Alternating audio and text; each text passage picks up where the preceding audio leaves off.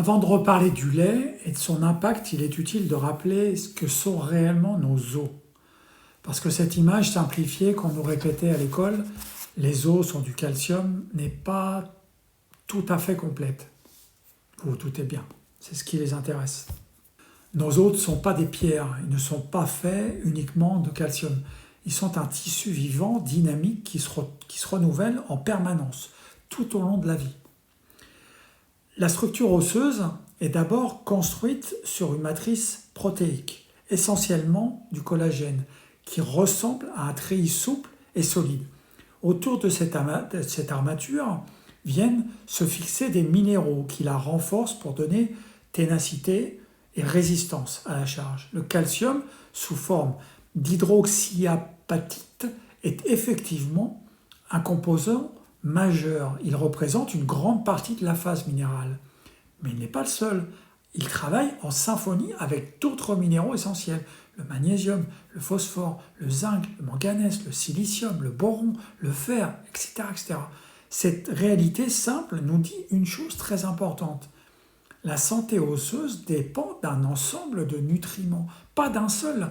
Dans la nature, c'est ce concert de minéraux et de protéines qui donne aux os leur structure vivante, capable de se dégrader et de se reconstruire au rythme des besoins du corps.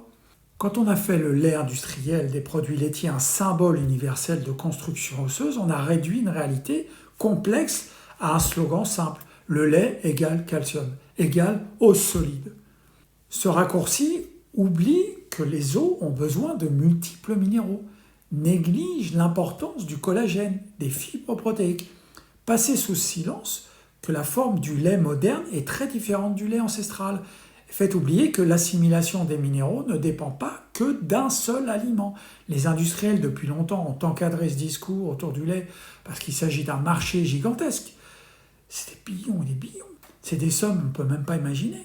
Un produit qui doit être consommé quotidiennement, à grande échelle, intégré dans les programmes scolaires, recommandé par les autorités, promu essentiel, alors même que l'alimentation variée, riche en végétaux, algues, légumes verts, graines, noix, fruits et associés à un bon niveau de vitamine D3 plus K2 naturel, donne au corps tout le panel de nutriments réellement nécessaires pour des os sains et solides.